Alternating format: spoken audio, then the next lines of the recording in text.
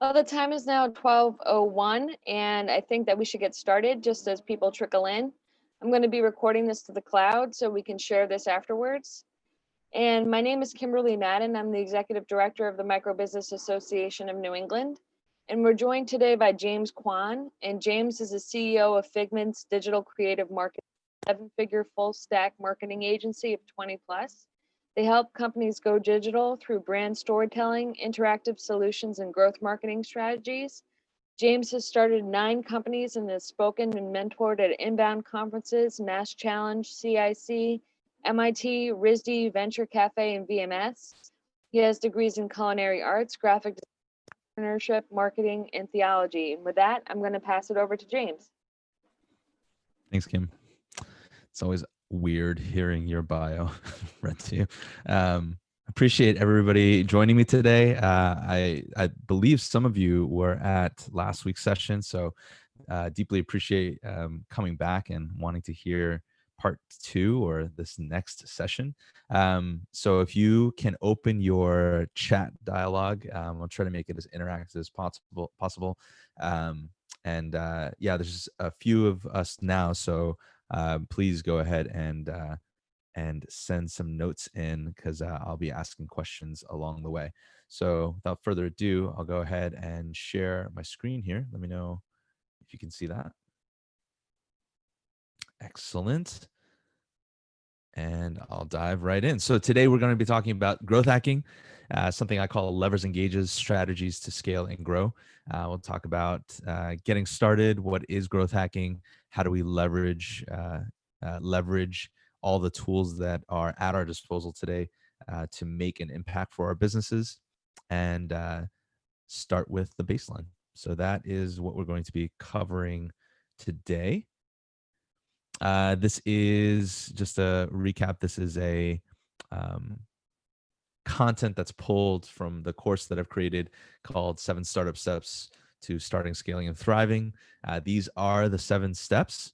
And today we're talking about step number 5, levers and gauges. So let's start with growth hacking. Let's define it and get it going and start to learn more about it. Has anybody heard the term growth hacking before? Let me know in the chat if you have. I see some nodding heads, so yes. Okay, awesome. So I like to define it. There's a lot of different ideas of what growth hacking is. It's kind of a modern term. So the definition I like to use is growth hacking is the unfair advantage you can gain from leveraging underutilized marketing tactics. That's my quote. You could growth hacking expert. You could attribute me. That'd be great. So when I talk about underutilized marketing tactics, and when I talk about marketing tactics in general, I'm talking about these levers that we can pull to grow your business. And most companies, most businesses, and most people in the world only know of probably a handful of levers. If I said, hey, how are you? What are the different ways that you can actually grow your business, get people to pay attention? Probably people would say, well, we can have an ad on TV or radio. We can put an ad on a billboard or an ad in newspaper, or we can spend money in PPC, pay-per-click advertising on Google, or we can spend money online. It used to be, I'm not too young to remember putting ads in the yellow pages, and that was where people looked. Give me a thumbs up or a nod if you remember putting ads in the yellow pages. Okay, you remember the yellow pages? It's like a book where all the names of people were. So what's really interesting, if you think about these levers, these classic levers around TV, radio, newspaper, TV, radio is what we call interruption marketing. You're watching your favorite episode of The Bachelor and you're wondering, who is he going to pick? And then you're really into the program, and then it cuts to a commercial, and then all of a sudden you're watching a commercial about laundry detergent or a beer or whatever. So you've interrupted the attention, and you're introducing something else. So we see, I think this is one of the reasons why we see it fading so much, not to mention the entire landscape of TV and radio are completely changing. Newspaper was so interesting, and the yellow pages I'll group into this category, so interesting because this is more intent-based marketing. And so you're looking for something, you're in the classified section, you're looking for a plumber, you go to plumbers. So that's why newspaper is so nice. I should actually put billboard probably closer to TV radio, because you have, you're not expecting to see an ad as you're driving, but there it is, right? There's ad space, and you're inundated with these ads. Pay per click, really interestingly, is, in my opinion, better than intent-based marketing. It's unintentional searching. So you don't have to know that the plumber is the person you're looking for if your furnace breaks, right? Many people don't know. Plumbers deal with furnace breaking. And so if you're typing in a keyword that says how to fix a furnace, you're a plumber, you can buy that keyword and then show up in that area. Really, really powerful. So these are the classic ways, and then social media, kind of the same thing. It's a little bit of an interruption style marketing if you're showing up in the newsfeed. The difference is you can target a specific individual, which we will talk about a little bit later. So these are the classic forms, the places where you kind of immediately your mind goes to when you're spending dollars in advertising. But there are lots of different ways. My marketing director and I, we have a meeting every quarter to talk about new levers and gauges, new levers and ideas that we've seen people use, different tactics that seem interesting. We're up to almost 100 ourselves, and different campaigns and ideas that we can run. But there are a lot of different ways that you can try to bring people's attention into what you do as a business. So let me show you some examples of great businesses who have used really underutilized, in my opinion, methods during their time. So a great example in the mid-century, McDonald's was, I think, is a good example of growth hacking. They used franchising, which was just kind of getting born. There wasn't a lot of companies leveraging franchising. And then there was this magic combination of franchising and real estate ownership that really helped McDonald's explode. And so this concept, this repeatable, process-driven concept, it wasn't a normal restaurant. It was a very system-oriented restaurant. I don't know if you have seen the movie Founder. Have you seen the movie Founder? Some of you have. Great entrepreneurial movie. Follows the story of Ray Kroc. I think he is. I don't know if they put him in the best light in that movie. He's inarguably a genius entrepreneur. Some ways that he's done business probably questionable, but you can't ignore the fact that they've really leveraged this underutilized system to supercharge their growth as a company. Another great one is Airbnb. I don't know if you know this. Airbnb started as just a service. These guys in San Francisco, tough to pay rent. They were trying to build up their business. They rented out an air mattress in their room, in their apartment in San Francisco, and it was expensive. Hotels in San Francisco are at least $100, $150 a night. And so they rented out this air mattress for $50, $60 a night. And they leveraged an underutilized platform. Not a lot of people were renting out these kind of by room or by bed situations on this platform that already exists, Craigslist. Again, I don't know if you remember, Craigslist was easily one of the top 10 most trafficked websites on the internet. And they didn't build a website. They didn't build before they had a website, before they had a following, before they had before they even raised money. They used this under-leveraged system that already had an incredible base network, right? Craig is a great guy. I don't know Craig, but that would be an exciting story to hear, Anne Marie. So this is interesting. I like showing Airbnb's story because Craigslist is actually how I started to grow Figmints. So Figmints, when I was starting as a freelancer, I was doing logo designs and website designs for basically anybody who would just wave money at my face. And in order to find these jobs, I went to Craigslist. Back then, you can see jobs in specifically web or graphic design, and you can pick up these gigs to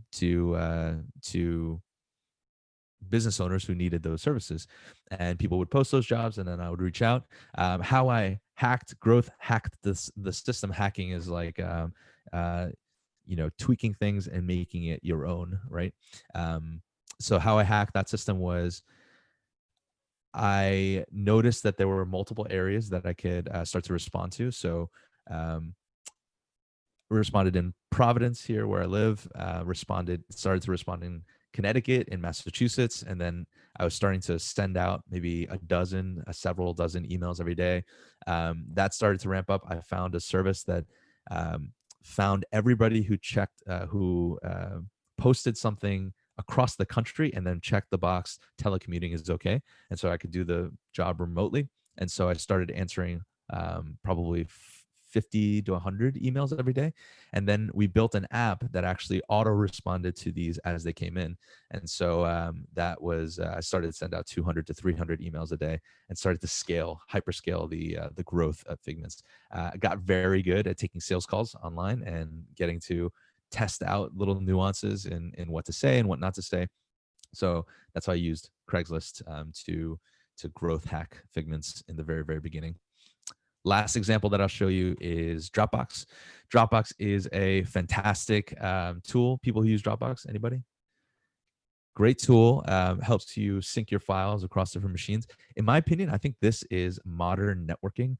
I still know companies who have IT people kind of spinning in their office building and kind of making sure all the files sync and all that stuff.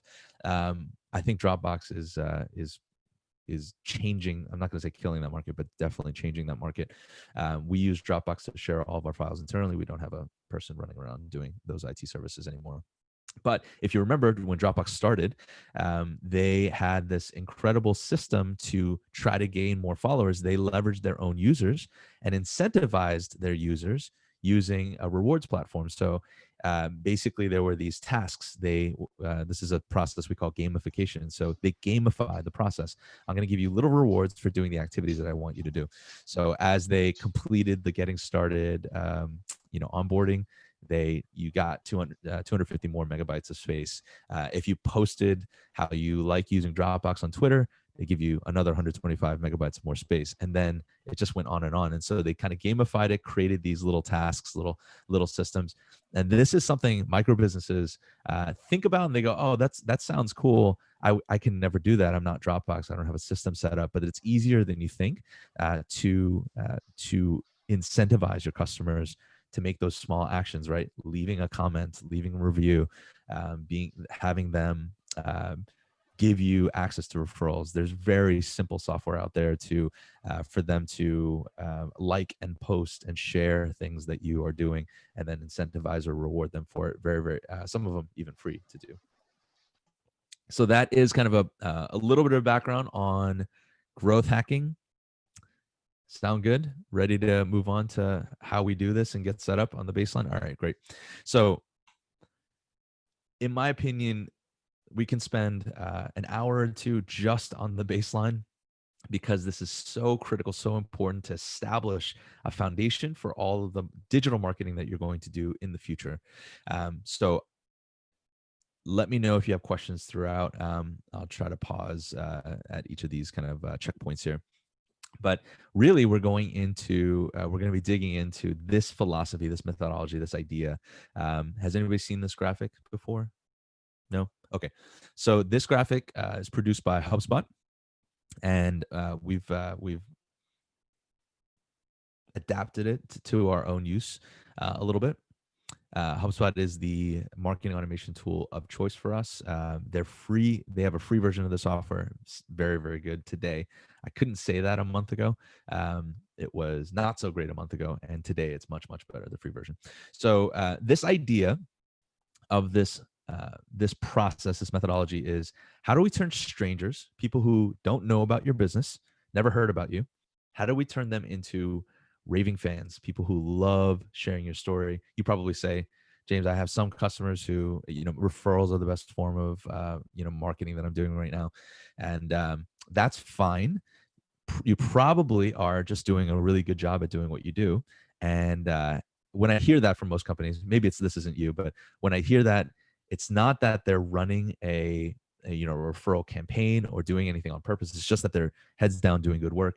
They're crossing their fingers and they're kind of hoping that their customers share their story to other folks, right? So we don't want to do that by happenstance anymore. We want it to happen on purpose. So we take them through systematically these 4 stages: attract, cover, close, delight. And if you notice, we're using digital means all along the way. So we want to attract a stranger to visit you. again, this is a classic process. You can, in your mind, visualize this to the good old fashioned events, that we did. So if you've done trade shows, anybody remember trade shows? Back in the day, we used to have this place we go to and do business. Okay. So imagine having a trade show. You have somebody walking by the booth. You don't want them to just stop and go, oh, that's a lovely looking booth, lovely looking people, and then just walk by. So we don't want just a pretty website either. We don't want them to just stop by the website and go, oh, that's a nice website, and then just click away.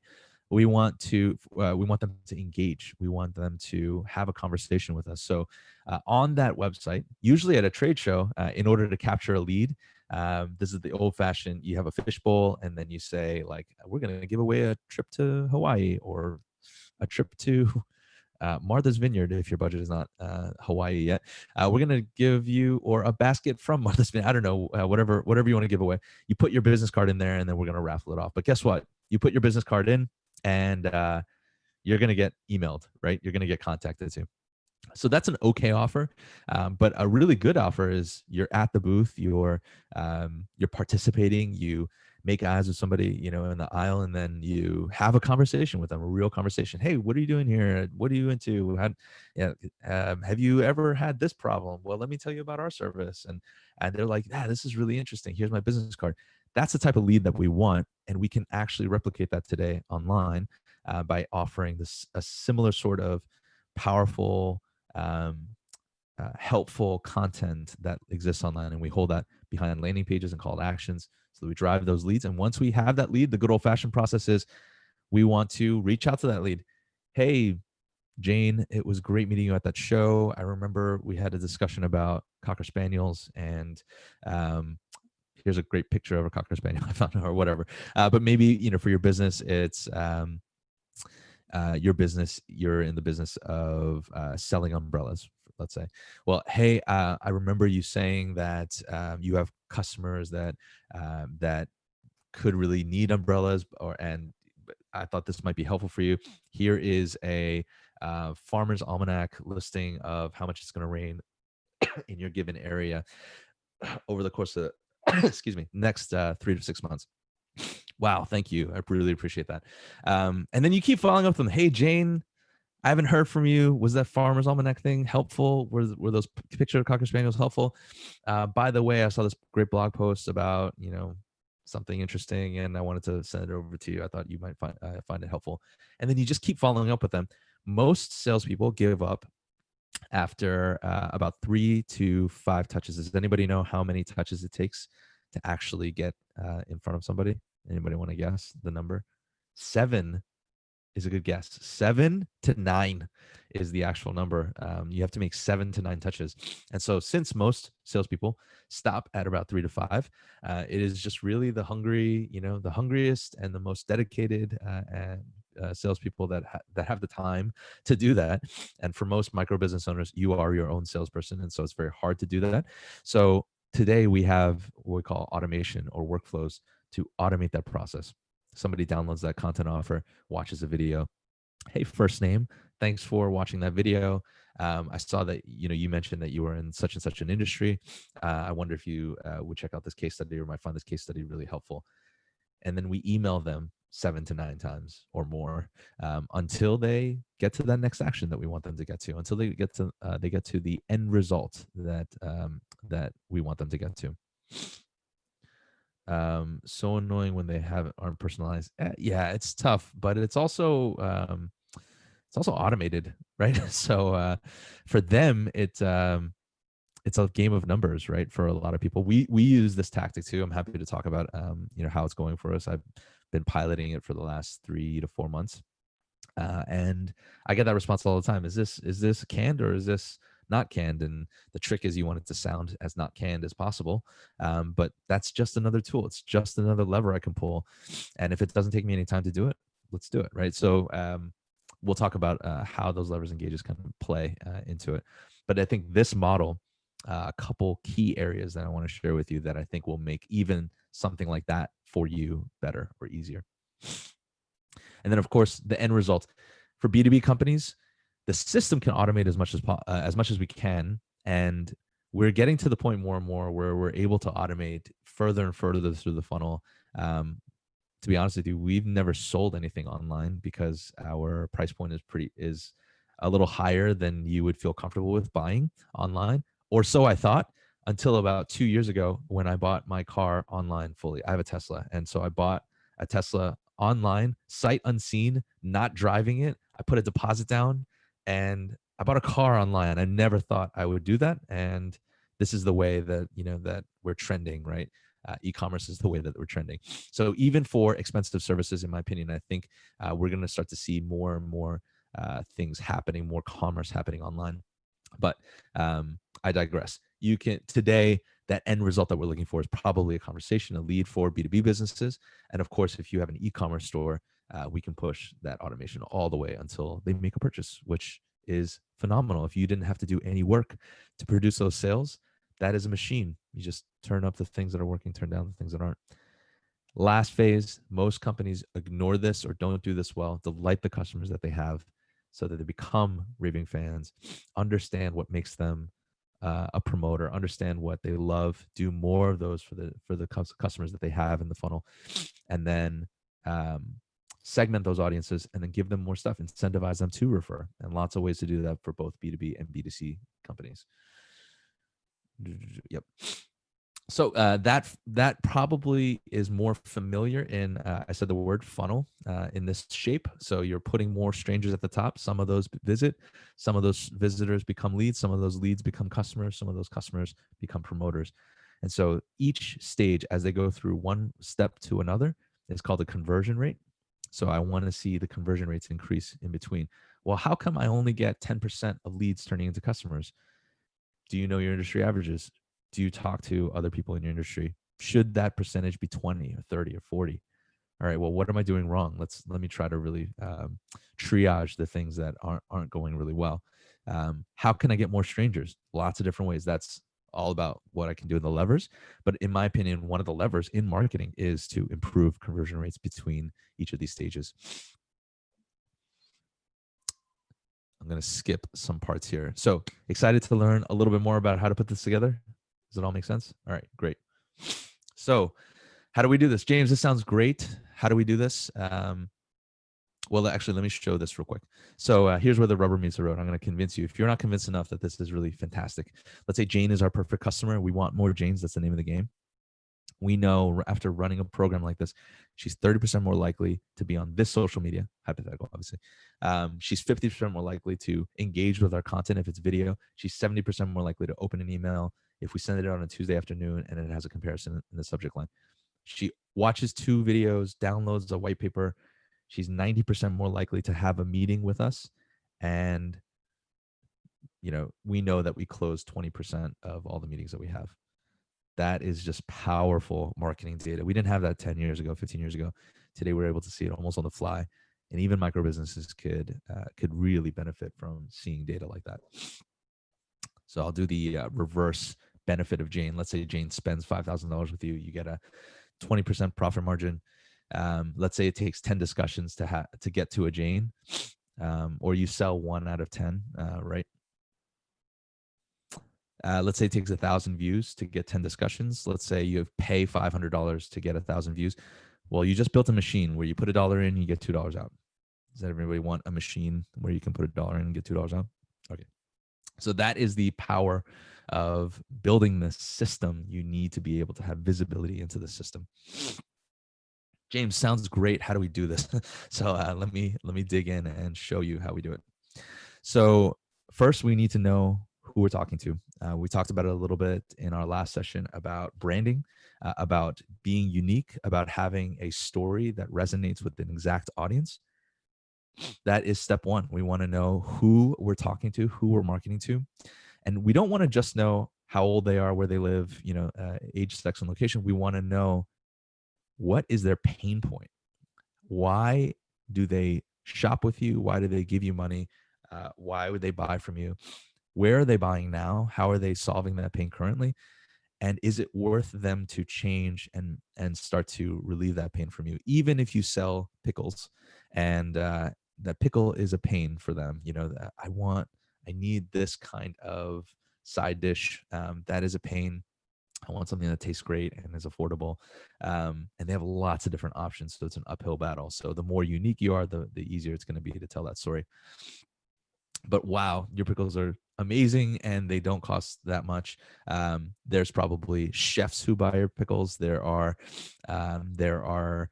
moms who do shopping for their family who buy pickles.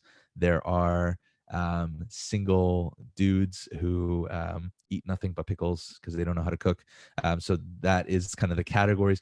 They each have different pain points. They each have different stories. They have different places they're coming from. They have different areas online that they spend their time and pay attention.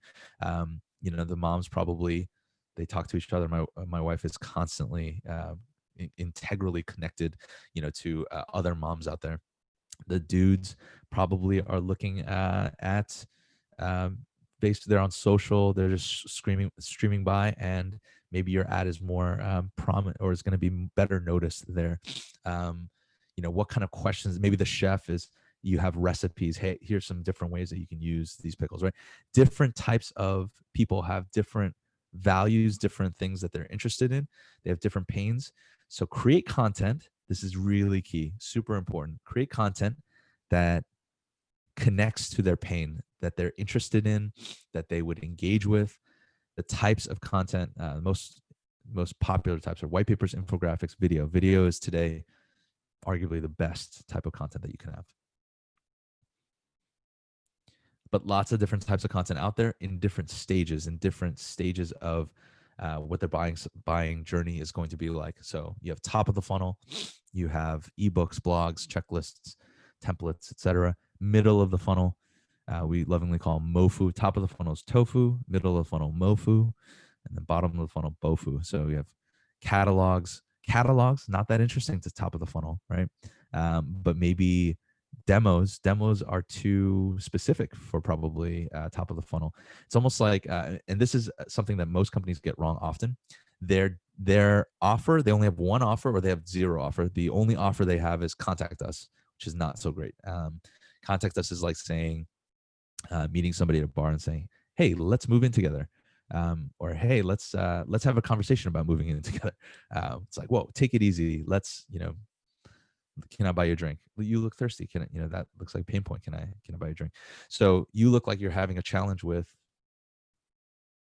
a pickleless life. I don't know. You look like you're having a challenge with sandwich side dishes. Here's a checklist or a list of 10 great sandwich side dishes for you. Guess what takes up number 1 spot and number 4 and number 8? They're all pickle related or products that you may sell, right? So those are the types of, and I'm happy to workshop with you. I'll try to save some time at the end to do that. So understanding the pain, understanding what content that they want. We put that content behind a landing page.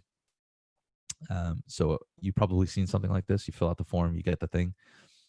Once you fill out the form and get the thing, you want to email them on an ongoing basis. Again, I like 7 to 9 touch points because that's how many it takes. Writing these, there's an art to it to make them sound personable and genuine and honest and not spammy. Totally agree. It's tough to do, actually, if you're in marketing and trying to do sales. So you automate this process and we can kind of see what's working and what's not working. So we run campaigns for our clients where the incentive or the offer is at the middle. And then there are lots of different tactics to bring people to that thing. Why I call this the baseline is when you have the offer and the landing page set up and the automation behind it, you can start to run lots of different types of marketing, right? Now a billboard can point someone to that offer or incentive, and now you can continue to market to them, measure and see what's working, what's not working. You can run an ad, have the ad point someone to the offer. You can write blog posts, point somebody to the offer. You can chat on social and just send links to people for the offer. And if that offer is really brilliant and creative and awesome, that's even better. So that is how a campaign works. Any questions about that? I feel like that's maybe a lot to throw at you at once, but that is how our funnel process, our methodology works. All right, no questions. You may be saving it to the end. So it does look like a funnel, but the reality is the funnel has this people have this mentality that people are just going to magically go through the funnel. But really the funnel is almost upside down. You have to pull people up through the funnel. There's effort, it's work to pull people up. And this is like this quote: "There is no gravity in the funnel." It's a quote from me. And if you do the funnel the right way, it actually looks more like HubSpot calls it a flywheel. They actually don't use the funnel graphic. They don't even say the word funnel too much because people get frustrated. You assume that gravity is going to pull people through, but really, if you set it up correctly, you're attracting strangers. They become prospects. They become customers. You engage them until they become customers. You delight them so that they refer new strangers, and then it keeps that flywheel spinning. You can build this system. It takes time to build. It doesn't happen overnight, but it is absolutely possible for even the smallest businesses to do it.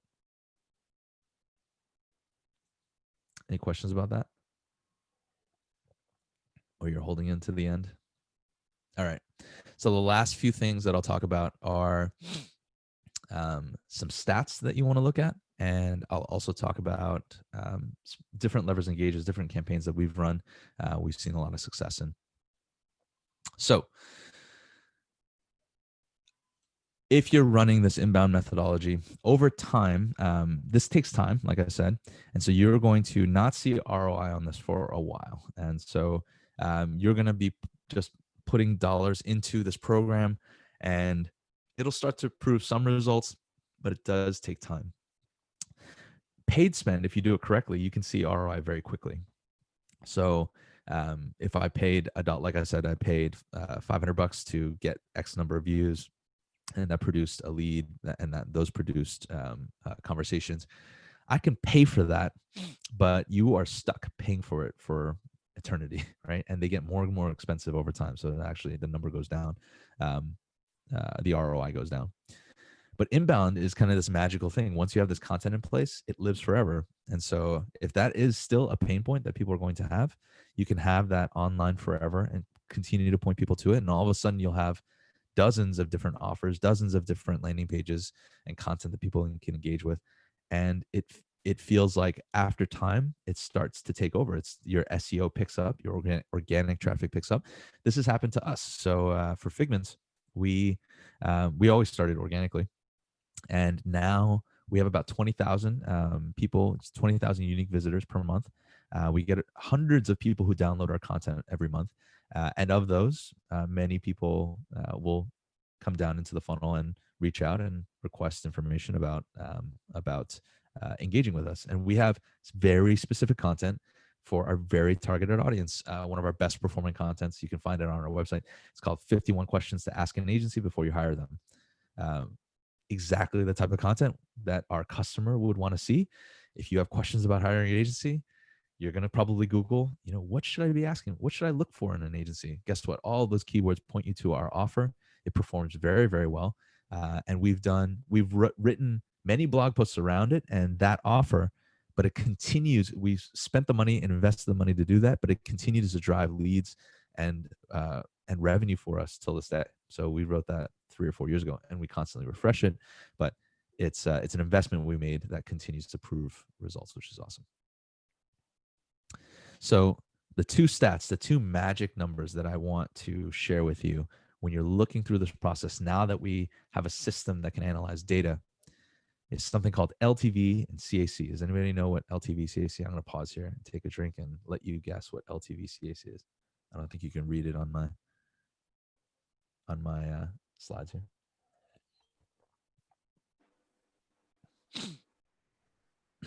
Anybody? No? Okay. This is really exciting then. All right. LTV, CAC. LTV stands for lifetime value. CAC, customer acquisition cost. This, in my opinion, is the most important thing that you can try to measure for your business.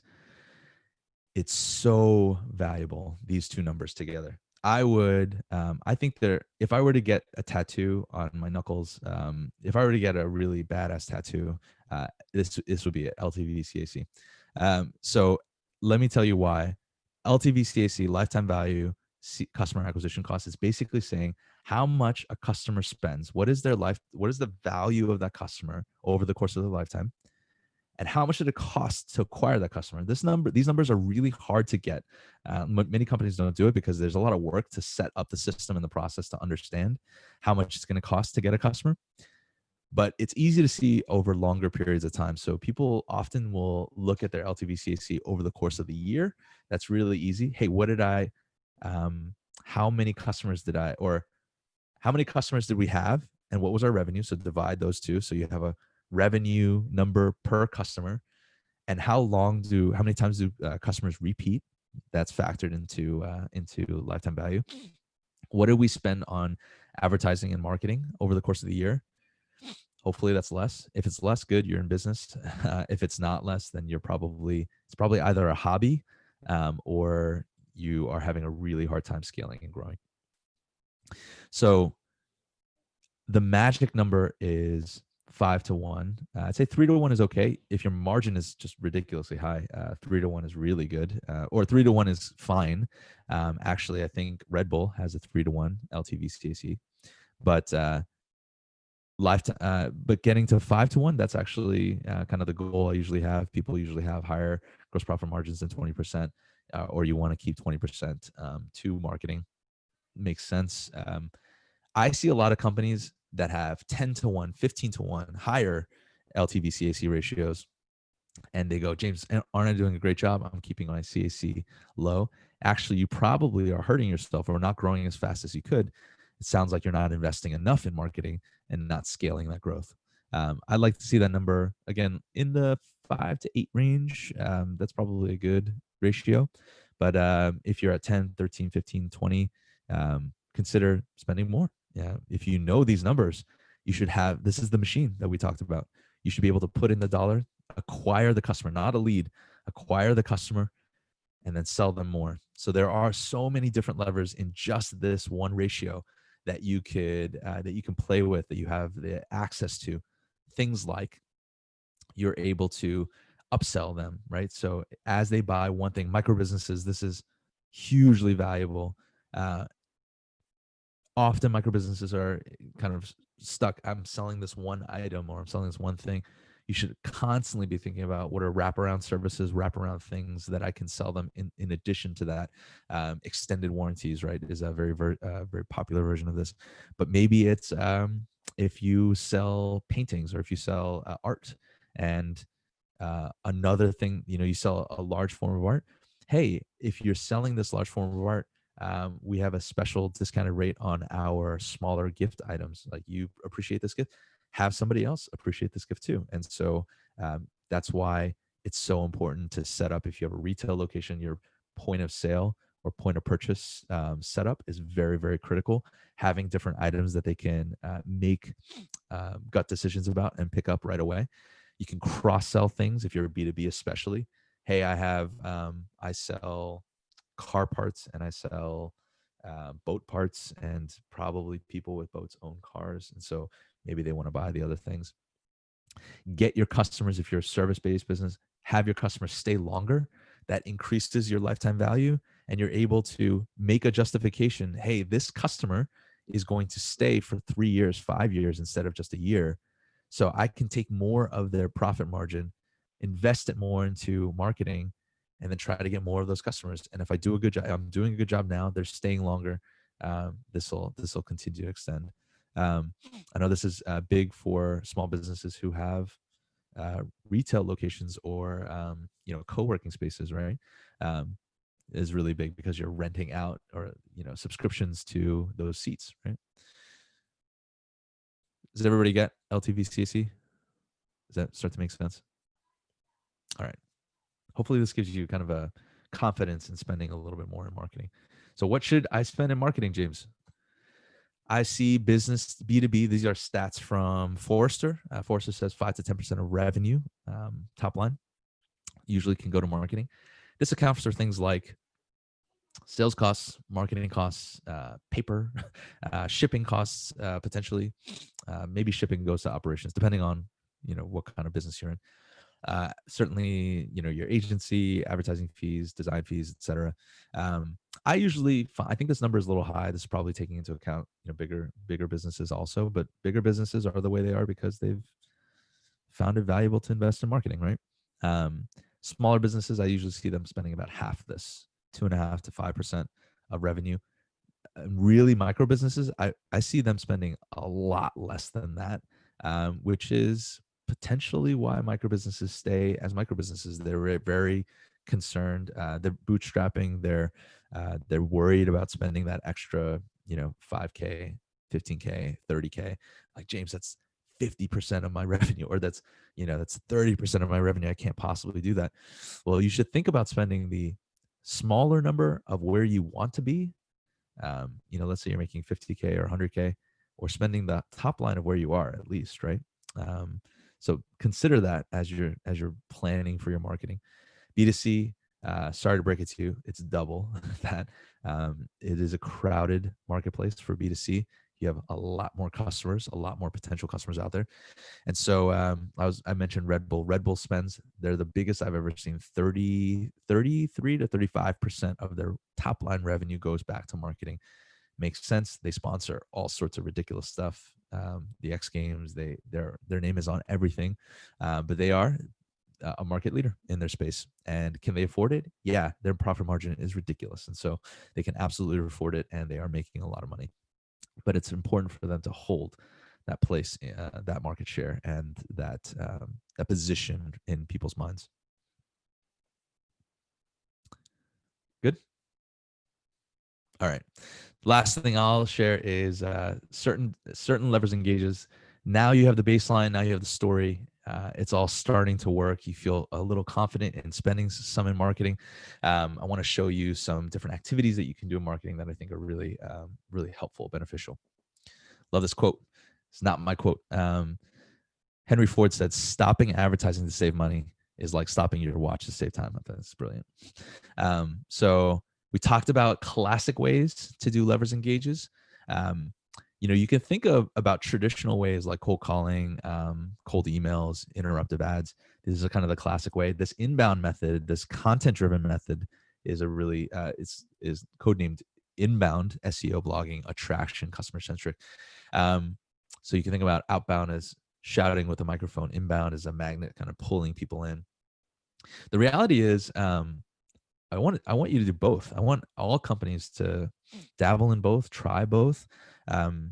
There's probably companies that do both well are probably going to be the most successful. And in fact, we as an agency help companies do both. We still do traditional marketing activities. I want to do whatever works best, right? I want to do things that my competitors aren't doing. If none of them have billboards, it either means it's not working at all, or it's just an area that they haven't tried, and maybe we can growth hack that. I definitely think your outbound approaches should pull people into inbound content, and your inbound content should actually have you calling at some level on the heels of some of the engagement. It's actually, we provide that as a service. We call it Sales Amp. We have an inside sales team that reaches out on behalf of companies.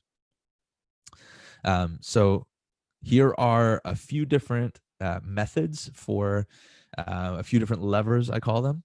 Something called customer activation. This is one of my favorite ones. It's basically a fancy way to say we're going to drive referrals. Remember what I said earlier. Hey, James, I rely on referrals. That's my number one source of marketing. You probably don't do it on purpose. You probably, not you, but when I hear that term, right? Well, let's do it on purpose. If it is your best form of marketing, it probably means you have a great service, you have a great product. Let's incentivize people to bring you more of their friends and family and colleagues. How do we do that? So as people start to come in, you're able to incentivize them, or as people start to become really great loyal customers, let's incentivize them. So on the B2C side, this is really easy to do. Can you do a real quick in the chat? Let me know if you're B2C or B2B, because I keep talking about both. Might be easier to focus on. Okay, some of you are both. Okay, so B2C, B2B, B2B. Yeah, a lot of micro businesses, it's easier to be B2B. B2C, you tend to have an uphill battle, or you have to spend a lot of money, right, in marketing. Micro businesses tend to be on the B2B side. So when you are B2B, you think about your loyal customers. can you give them something? Can you treat them specially, in a special way, so that they feel privileged, honored to be a customer of yours? Give them something extra. Hey, I'm starting this new something I call a VIP program, and that VIP program is going to be um, just for my top 10% of customers. You may only have 2, 3 customers, and so you're going to ask all 3, right? This is only for my top 10 customers, or my top 10% of customers. And I want to take you all to dinner. And if you're local, I want to take you all out to dinner and pick your brain about, where you came from, what other services that you were looking for, what other things that you'd like to see from me, how else can I help you, right? Getting that feedback is so vital. And guess what? At the end of it, you ask them. I know it's hard to do, but ask them. By the way, are there, are you part of any other groups or associations that are more people like you? We've been looking at different ways that we can get connected to. We think you're just such a perfect customer. We'd love to get connected to more customers like you. What are some areas that we should be thinking about? You'll be very surprised that they're very eager to tell you. You want me to stay in business so I can continue to service you and give you great service and give you great products. Will help me grow. And sometimes just asking them, hey, we're looking to. I really love this because it sounds less salesy to do it this way. Hey, I'm looking for. We have this new product or new offering or new version of something that we're doing. We're looking for great companies in XYZ space. And since you're there, we thought you may know somebody who may really benefit from this. We're going to be doing a pilot of it at a reduced fee, or we're going to be doing, a very hands-on approach to it. So I don't know if you know anybody who would benefit from this, but it'd be great if you would connect me to, 3 to 5 people, 5 to 10 people.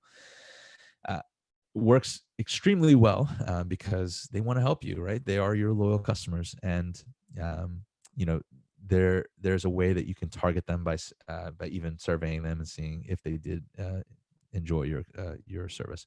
So customer activation, one of the best ways, because guess what? Here's the magic. In your LTV CAC scenario, your cost to get the lead has a true cost to it, right? If you can get your customers to give you leads automatically, that customer lifetime value just increased. You just increased your LTV and you decreased your CAC at the same time by doing customer activation. Amazing stuff. And this is how businesses who do really well and know how to do this, they stay in business and they continue to grow and scale. So VIP programs, if you're a B2C business, I really love doing VIP programs because this can be just an instant revenue stream for you. If you don't have a VIP program now, imagine, or you sell, I said this to an art, someone's selling art back in the day. So this is, I think, a really great program. So they have, they sell their art pieces are in the hundreds of dollars, right? So people don't usually, sign up for they're not going to commit to buying art every year. But what if you gave them, as an artist, said, hey, we have this new VIP program coming up. I know you love our art. You've bought 2 or 3 pieces. We have a program where you can spend $10 a month or $9 a month. And I'm going to send you news on this type of art every month. You get specific content. You get a discount on any new piece that you want for gift season and for your friends and family. I'm going to create a video content on showing you how to produce some of your own art. Again, this is not that much of a lift, and it gives you this recurring revenue that kind of comes out of nowhere, which is awesome, right? So I love B2C companies trying to do this. So both B2B and B2C, consider creating a VIP program, right? For Sprout, I love thinking about the space as like, I think you have this already. You have tiers, right, John? About you have access to this much space or whatever. But let's say you only had one, but taking that model and doing it in other businesses is really interesting. Like, I only have like 3 things that I sell. Well, create a magic 4th thing that you sell that has more of you, right? Maybe, John, add-on services like business coaching, right? That's kind of like a natural one. You just tack on, you're like, this is our super premium membership program where we're going to have business leaders come in and give you this coaching for free, and you get access to them. And we're going to help find you new people to reach out to, and they get it through Sprout. Just inventing ways that you can get them to pay for stuff, right? All right. So one last thing, I won't go into the story, but we found it extremely successful to send your clients gifts. This is, again, another lever that we can pull. It's a little bit of a traditional method, but we connect it to a digital baseline. So we like sending people chocolate cakes and rock'em sock'ems. And this one was really cool. The package was a boombox, and we were doing this for, I think we were doing this for DSG Graphics, maybe. And this company that was that had a new platform for printing things on demand. And we were talking about how technology changes. So the box looks like a boombox. And then when you open it, it says, it's amazing how fast technology changes. And you open it and there's an iPod Shuffle in it. So we gave them an iPod Shuffle, and then it has a little bit of story. And then the ask is, check out this demo on, how it could work. So it pulls them into some sort of digital format. So we're sending a dozen of these, or several dozen of these, depending on your budget. And then you can measure and see how people take part in it, and if they're corresponding to that effort. Atreon ran this program.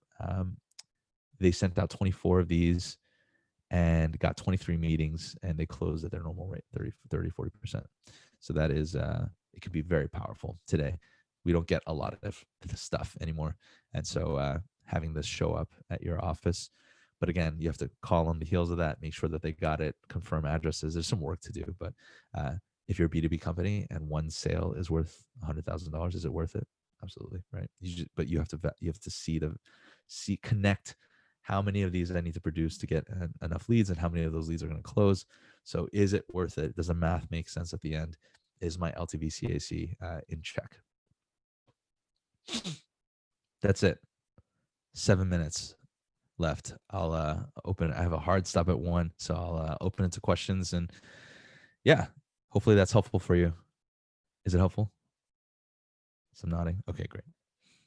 Excellent. One thing I wanted to offer to you, and I'll mention this at the end, the course that I created. I'd love for you to try the course and see what it's like. The first step, I think, is really valuable to test and validate your market. I think it's really important you do that even before you get to branding and building out the system. So if you'd like to take this course, I'd like to offer for you for free. You just need to send me an email, and I'll send you that course for free, if that's helpful. So, questions? In case anyone missed that email, it's james@figmints.com.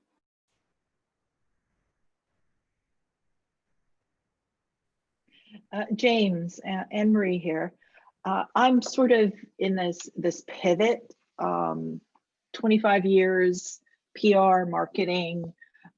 Yes, I do know Craig Newmark, and he is a hoot. I spent quite a few days in the early days with a lot of social media. So I'm very familiar with that, the platforms. So I've pivoted my life to cybersecurity, cyber risk. And I'm finishing up my graduate degree in May 2021. And right now, I'm figuring out, I know I'll have to work in a company to get some street cred for at least a year or two. However, I want to come back to being a consultant. This time last year, I launched Mind the Gap Cyber. So I have a pretty robust website, a robust social media presence. I haven't invested that much time, lots of content that I've posted on LinkedIn and within my on my website. So when is it too soon to start the flywheel. I mean, I know it takes a while for it to go, but I mean, I do have time to play with. And I know my website, it seems a bit bloated right now in terms of the usability. You know, it's great responsive design, but it's slow to load. I know I could do some more SEO work in terms of refining keywords, Yeah. you know, that kind of stuff. But how much time do I got? I'd say start right away. You can probably develop content right now that would help your companies. So I'm looking at your site right now. I could switch over to that. Let's see. Let's all look at it together and put you on the spot. That's okay. I'm totally okay with that. I mean, I've done crisis communications. I have been put on the spot far too many times. So you fall into the same kind of trap that I talked about a little bit earlier. The main call to action you have, actually, there's no call to action on your except revoking cookies, which I guess I can try to do. Your main call to action, which is blocked by this cookie thing, is schedule with me, right? So I can't see that either. I So was going to get rid of that. Yeah, so schedule with me is like, hey, let's talk about moving in together. It's like, whoa, take it easy. I love first of all, I like having I think you're trying to promote yourself and tell people who you are and what Mind the Gap is, which is fine. But I love having a call to action somewhere nice and big that says, download your risk assessment now, or There we go. you know, the 15 ways that cyber security will affect. And you're a micro business, Emery, so I would highly recommend, go back to our session last week, highly recommend niching into one area, one target. So let's say you were just going to attorneys. I'm just using that as an example, but how cybersecurity is going to affect attorneys' offices in 2021. Right. You're, a thought leader in the space. You're uniquely qualified to write about that, and that should be like a big fat button somewhere, like lawyers, check this out, right? How lawyers are going to be affected by cybersecurity. I'm a lawyer. I run a law office. I'm the CTO of his law office, or I'm the whatever controller. I'm like, how will it affect? Will I give you my email address? Well, I'm certainly more likely to give you my email address than this schedule a meeting with me button that I can't click, right? So that is the baseline. I need that. And now if I'm going to drive, if I'm going to start spending advertising, I could drive them to that piece of content. I can start the flywheel moving once that exists. Without it, it's really hard, because I don't know why I should care, honestly, about, Mind the Gap. So that's like, it's just another service. There's a lot of services like this. Making it connect as simply and as individually and as uniquely as possible is going to be one of the biggest things that you can do. Happy to, Anne-Marie, do like a quick assessment with you one-on-one. Hopefully that's helpful to you. It's really helpful. I just, when you create something and you look at it for so long, after a while, you can no longer see. Yeah, totally. Well, I have to get running to this other meeting. Thank you so much, everybody, for joining me. And yeah, please do send me a note, drop an email to me, and hopefully I can answer your questions. And yeah, we can take it from there.